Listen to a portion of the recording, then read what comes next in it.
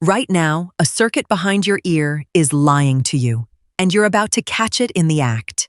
Part of your brain is convinced you've lived this exact second before.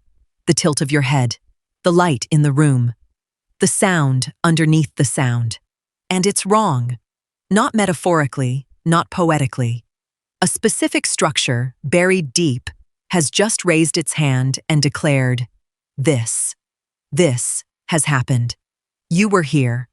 And the strangest part isn't the feeling. It's that the feeling is a mistake, one you're about to catch red-handed. It happens to about 2 out of 3 people, roughly once a month. And it lasts only 10 to 30 seconds before it evaporates, like a name on the tip of your tongue that you never quite grab. Here's what nobody tells you. That shiver of, wait, I've been here, isn't a memory at all. By the end of this, you'll understand something colder and far more interesting. That the eeriest feeling you own isn't a window into your past, it's a receipt. Proof of a tiny error your brain made, and then noticed, in real time. Your brain isn't remembering anything. It's fact-checking the present. And right now, in this exact moment, it's failing. You walk into a room you've never entered. A friend says a sentence you've never heard.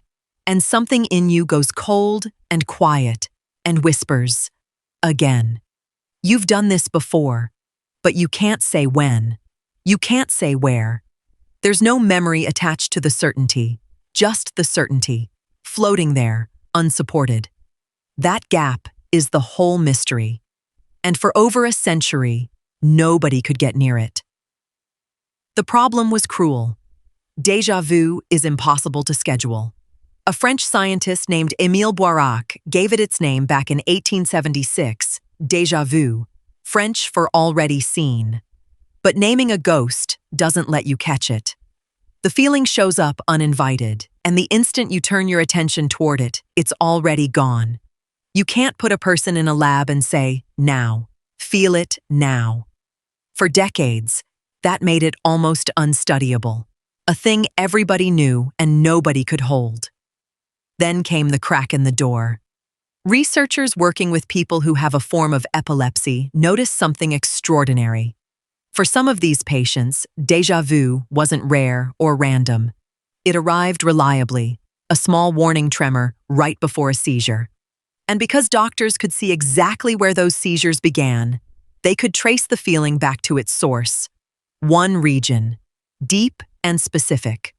The medial temporal lobe. Now here's where it gets strange, so let me translate. Sitting in that lobe is a structure that does one job. It flags familiarity.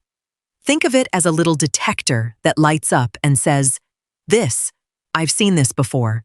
And crucially, it sits right next to the machinery that stores your actual memories. 2 neighbors.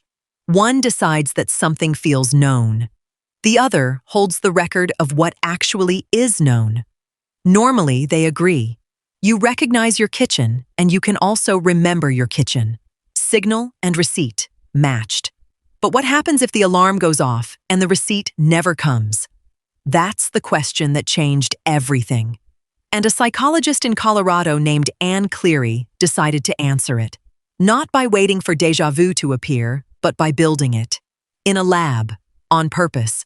Her method is almost sneaky in its elegance. She used virtual reality to walk people through scenes, a courtyard, a museum hall, an arcade. Then, later, she'd walk them through a completely new scene, a different place, different objects, different everything. Except for one hidden trick. The new scene had the exact same spatial layout as an earlier one. Same corners, same arrangement, same geometry, wearing a totally different costume. And people felt it, that prickle, that, I know this place, with no idea why. They couldn't name the old scene, the memory stayed buried, out of reach, but the shape of it leaked through anyway. The familiarity detector fired, the memory system stayed silent. And in that gap, déjà vu bloomed, manufactured, right there in a chair. The eerie feeling isn't your memory succeeding. It's the sound of your memory catching itself being wrong. The familiarity alarm rings for a room you've never truly seen, and a deeper part of you, the part that keeps the actual records, checks the file, finds nothing, and objects. That clash between "this feels known" and "but there's no record of it" is the whole sensation. The chill you feel is the friction of your brain error-checking itself, in real time, and winning, which flips the entire meaning of the thing. Déjà vu isn't a glitch that means something's broken. It's a signal that your fact-checker is running, alert, catching false positives before they become false beliefs. It's your brain refusing to be fooled by its own hunch. And that explains one of the weirdest facts about it. Déjà vu fades as you get older. Young people report it far more often. For years, that seemed backward. Shouldn't more life mean more familiar echoes? But no. A young brain flags more possible matches, fires the familiarity signal more freely, and so catches itself in more of these tiny, harmless contradictions. The feeling isn't decay. It's proof your error checker is still running hot, still hungry, still double-checking the world against itself. A brand new job that somehow feels rehearsed. A city you've never visited that greets you like an old street. A stranger's face that lands with impossible weight. None of that is prophecy. It's geometry. Your brain half-recognized a shape, an angle, a rhythm, a pattern of light that quietly rhymes with something it can't fully retrieve. It felt the rhyme without finding the word. Which means, déjà vu isn't a window into the past. It's a typo, a single misfired keystroke in the endless document your brain is writing to keep up with reality, flagged, underlined, and corrected before you even finished reading it.